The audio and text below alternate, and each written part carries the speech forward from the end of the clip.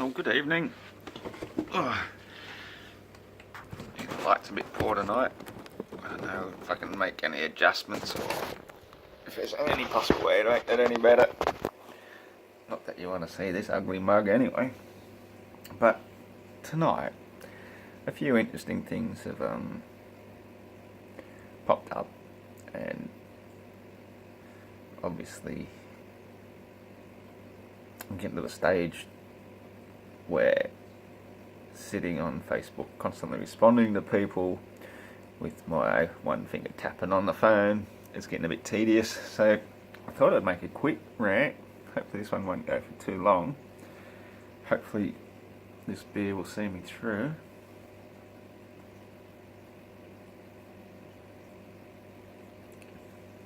The topic for tonight is not one of my areas of expertise. I don't get into the whole flight path thing on the flat earth. To me it's like there's enough people have done enough research on that. They've spent hours sitting going through the various flights and stuff that are available, especially down here in the southern hemisphere. Going from one part of the southern hemisphere to another, how 99% of them go way up north, cut back down again when they projected onto the azimuthal equidistant map, the flat earth map that's most popular. They tend to look like a straight line, going the shortest distance. But there are people claiming we have this flight that goes from Sydney to Santiago. I always want to say that differently, pronounce it in Chile. That's how we say it. We don't say Chile, it's Chile. So it goes to Chile, Southern America, Santiago, Sydney to Santiago. And it's meant to be a flight of some massive proportions. Whichever way you look at it, either on the equidistant map or on the globe, it's still a bloody long way. Because when you look on the equidistant map, going directly, it shows a big curved line, I think roughly 15,000 miles. And when you show it on the other flights where they go to North America first and back down again, it's way, way further. So the point I'm going to make is, without getting bogged down in the specifics, because some of these things you can only generalize about. And to generalize about such a thing as to how such a flight could exist on the flat earth without,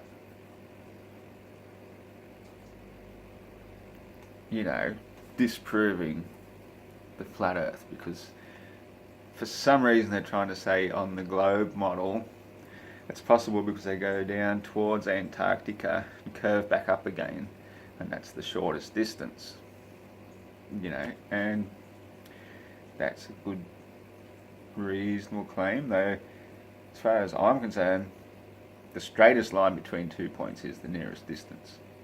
So anywhere you go on a globe is not necessarily going to be the shortest distance, because even on a globe, New York to London for example, if the circle's this big but they go up 40,000 feet and come back down again, they've gone a much further distance than had they kept as close to the ground as possible. And that is basic spherical geometry as well. You know what I mean? Slurring words is my expertise at this time of night.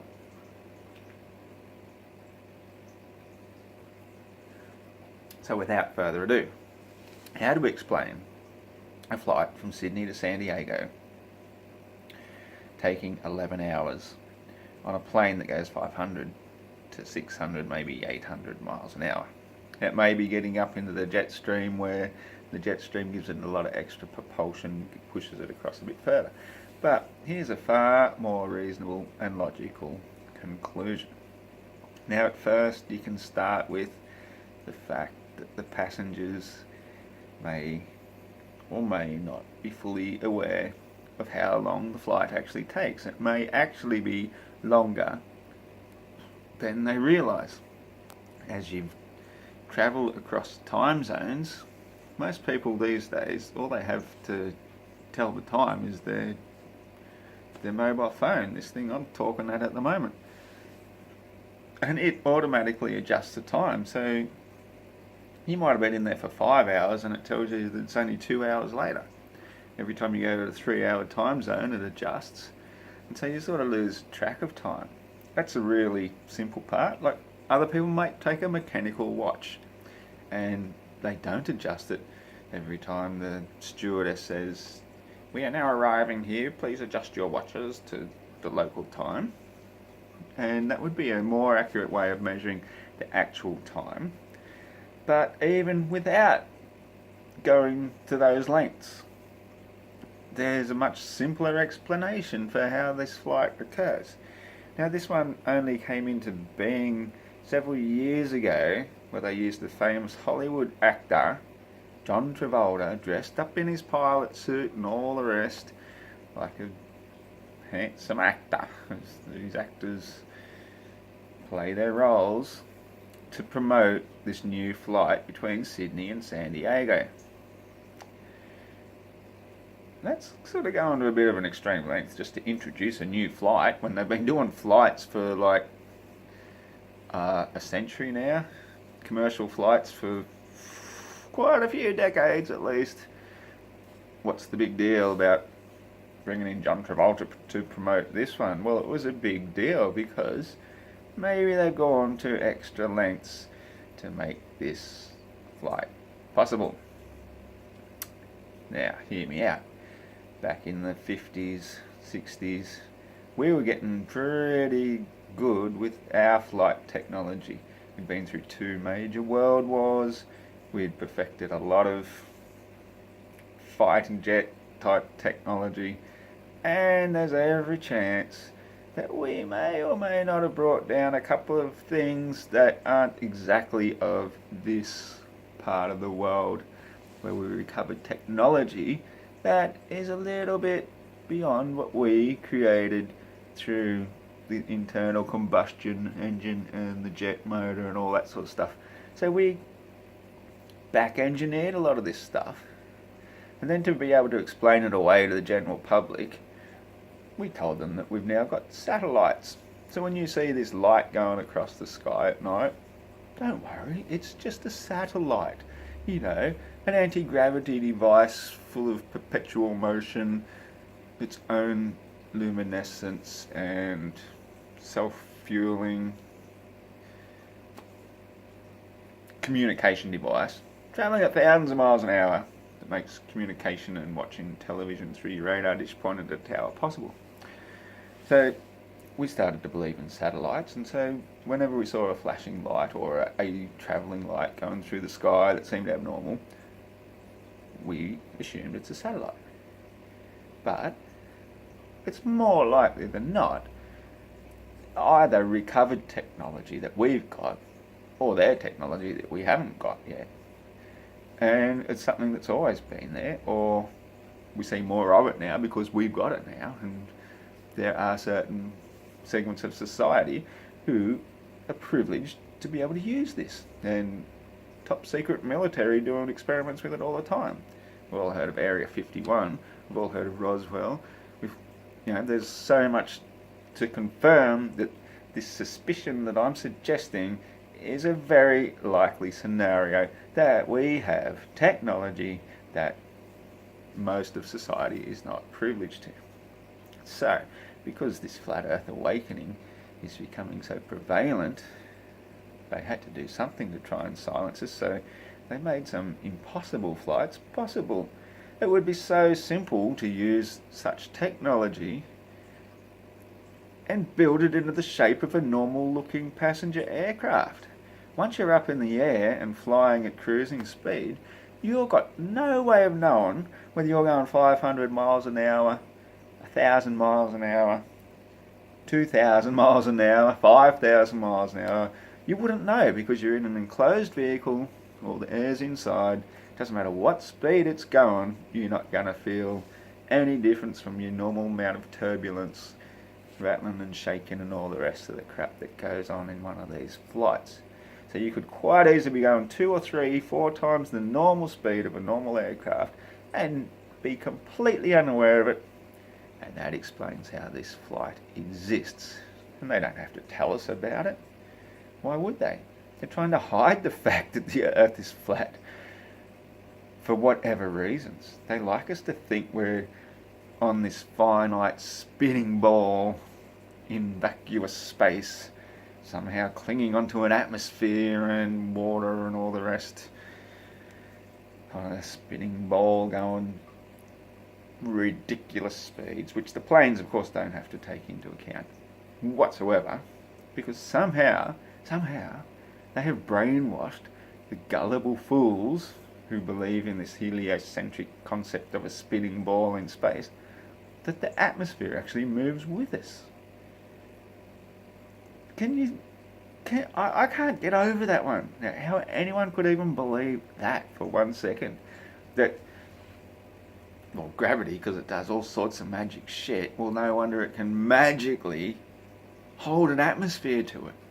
Even though the centre of gravity at the molten core, which now I'm getting somebody trying to tell me is actually solid iron, it's no longer molten, not like how it was when I grew up. It's turned solid now, and that's why it can be magnetic again, even though iron isn't even magnetic.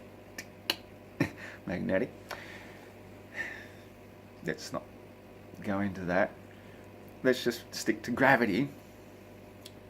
Strongest at the core. The further away from you it gets weaker and weaker.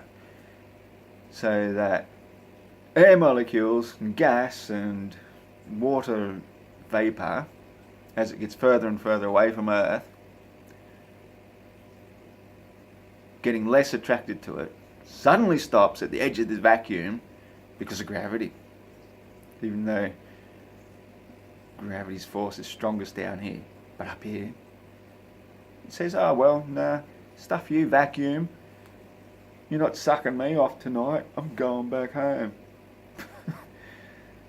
That's the atmosphere for you, clinging to the spinning ball like Velcro. And that's why planes don't have to adjust for it whatsoever. Can land in any direction despite the ground spinning at 1,040 miles an hour beneath them in the complete 90-degree direction. A helicopter can hover in the air for an hour and not have the Earth move 1,000 miles beneath it, same as a hot air balloon. It's obvious that the atmosphere is perfectly still. The Earth is not moving. There's not been any evidence, not a single scientific study ever done proving Earth's movement or curvature. Einstein himself was famous for saying that he cannot possibly detect any movement of the Earth, and that's how he ended up getting convinced to develop this theory of relativity, to say that everything's relative, but all the same, we still see the same stars all the time. We don't see any change in the parallax. We don't see the 4-minute difference of where the sun is every day for every degree we go around it on a fixed, exact, precise 24-hour clock that adjusts 1 second per year to account for half an hour a week of difference that we should have to keep midday at midday as we went around. You know me. Earth is flat. That is that. Cheers.